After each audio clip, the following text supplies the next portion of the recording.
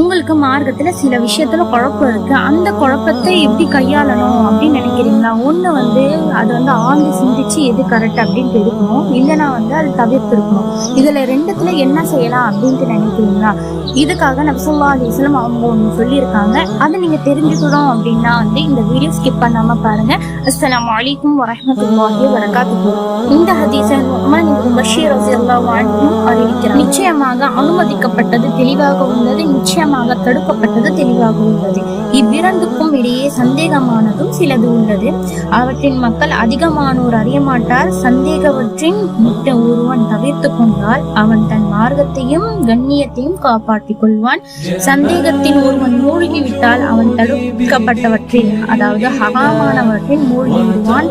அவன் வேலியை சுற்றி ஆடுகள் மேய்க்கும் மேய்ப்பாளன் போலாவான். சில வேலை அந்த வேலியையே அவை மேயக்கூடும். அறிந்து கொள்ளுங்கள், ஒவ்வொரு அரசனுக்கும் ஒரு வேலி, ஒரு தடுப்பு எல்லை உண்டு. அறிந்து கொள்ளுங்கள், அல்லாஹ்வின் வேலி என்பது அவனால் தடை செய்யப்பட்டவை.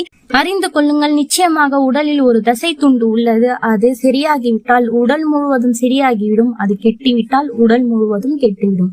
அறிந்து கொள்ளுங்கள், அதுதான் இதயம் என்று நபி ஸல்லல்லாஹு அலைஹி வஸல்லம் கூறினார்கள். ஹதீஸ் இடம்பெறும் நூல் சஹீஹ் புகாரி, சஹீஹ் முஸ்லிம். சோ நம்மளுக்கு மார்க்க விஷயத்துல எதனா குழப்பம் ஏற்பட்டா அதை அதிகமா ஆராய்ச்சி செஞ்சு அதிகமா நோண்டிட்டு இருக்காம நம்ம அதை விட்டு தவிர்த்திருக்கணும் இன்ஷா அல்லாஹ். இது போல மார்க்க விஷயத்தை தெரிஞ்சுக்கணும் அப்படின்னா எங்களுடைய பேஜ் ஃபாலோ அண்ட் சப்ஸ்கிரைப் பண்ணிக்கோங்க.